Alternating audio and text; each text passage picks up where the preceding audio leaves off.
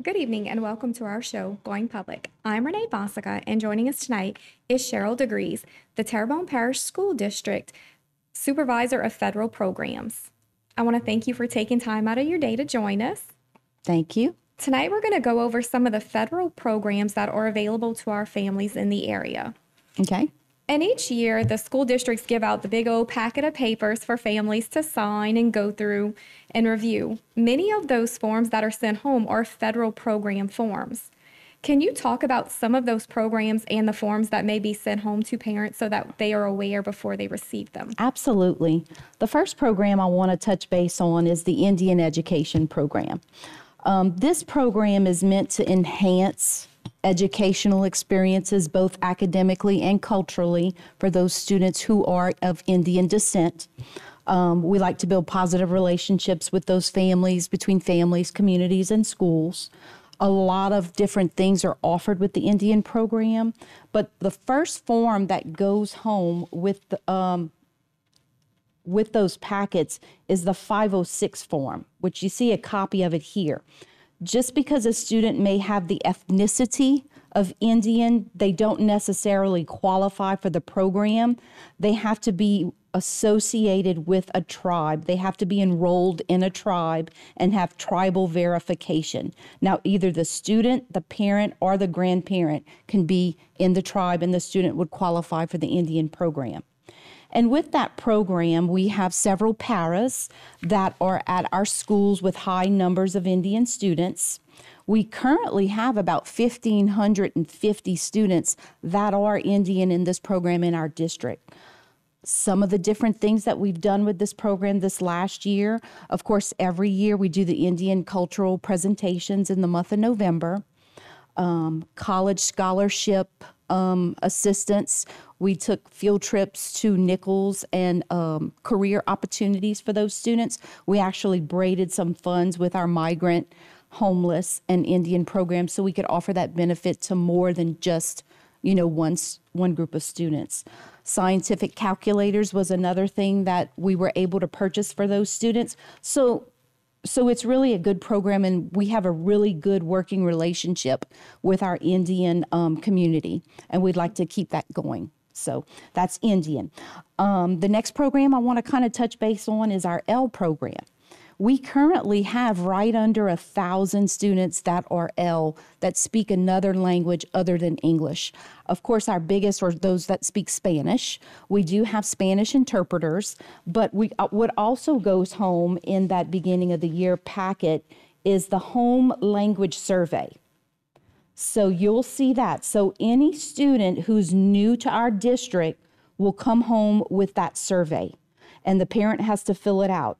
What happens is if there's a language other than English that is spoken in the home, that is turned into us at Federal, and we have 30 days within, we have to screen those students to see if they qualify for our L program and give them the assistance they need. And some of the things that we do that assist, we have some L teachers that assist. We also try to build capacity in our regular ed teachers and how they can help these students. We have numerous online programs that also assist these students, but we want to bridge that gap with communication and make sure those students' needs are being met as well as our other students.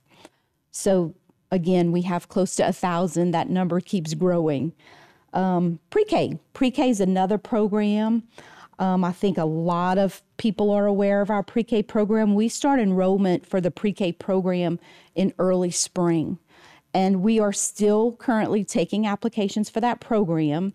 The program is funded by the amount of eligible kids that we enroll in the program. To be eligible, you have to meet certain criteria, one of them being income. You have to be below the income guidelines.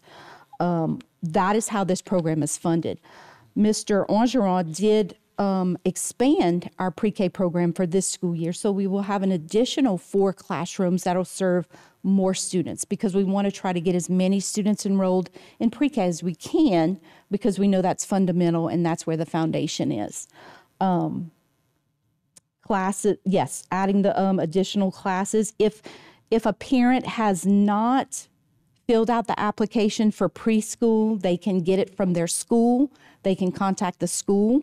They can download it from the website, from the Terrebonne Parish website, or they can also stop by the federal building, which is 7573 Park Avenue.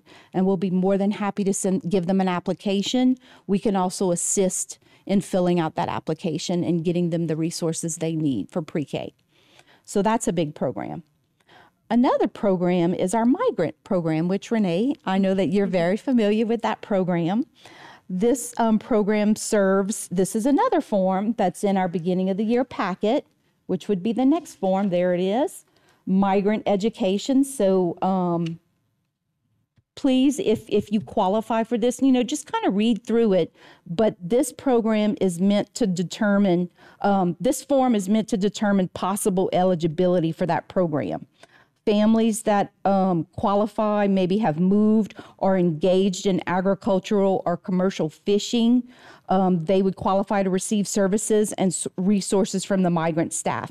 They can also contact Renee Fonseca at 879-6434, which is at our federal building.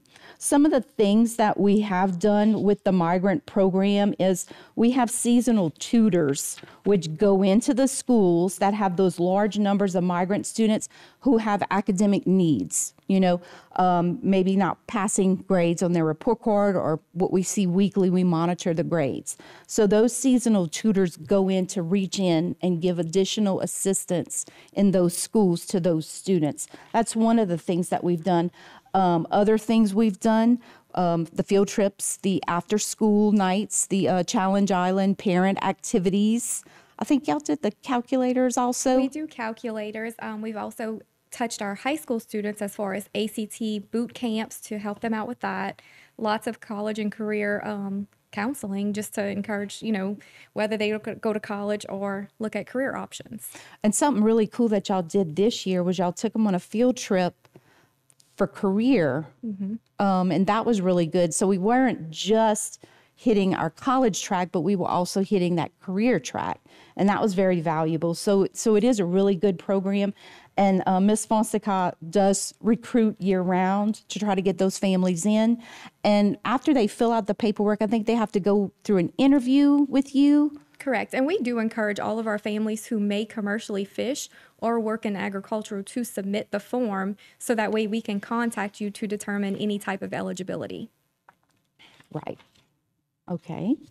And one of the other programs I'm going to talk to you about is our McKinney-Vento form, and that's going home in that beginning of the year packet. And this is a copy of what it looks like, and it's going to be on purple paper, so it'll be easy to spot.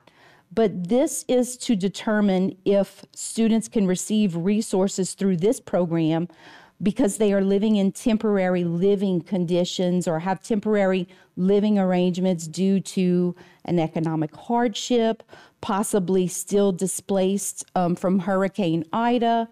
We have school counselors that interview families when these forms are received, and then immediately those forms are turned in to federal so we can continue the interview process to see if those families qualify. Some of the things that could possibly qualify for this program would be if a family is doubled up, temporary living with another family or friends, if they are living in a hotel or motel, if they're living in a shelter, if they're living in an unsheltered place such as a car or abandoned buildings, which we hate to think, but the reality is we have some families that may be in need. Also, if they're in emergency housing, because if they're still being assisted by FEMA and are living in campers. Also, those that are unaccompanied homeless youth, which are students not residing with a parent or a legal guardian. It's also case by case. So it's a big process.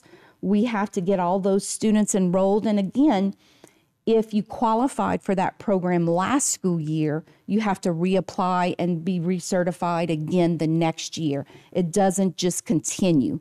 Our Indian program's different. Once you're in, but you have to recertify homeless, McKinney-Vento every year. Some of the things that McKinney-Vento did, again, that was a program that we were able to utilize funds for to provide seasonal tutors at those schools that had large numbers of McKinney-Vento students. And those, again, those funds were braided with other programs so that other students could benefit from the service as well. We assisted with school uniforms and vouchers. What we did starting, was it last year or the year before, we started with the uniform drive at the gym? It was the year before. Yes. Okay, that has been a big hit with these families. And instead of just giving a uniform, we give the voucher so they can go get the uniform, get the correct size. You know, we've also done jackets, vouchers for jackets. We give vouchers for supplies. So there's many of different things that these programs can assist families with.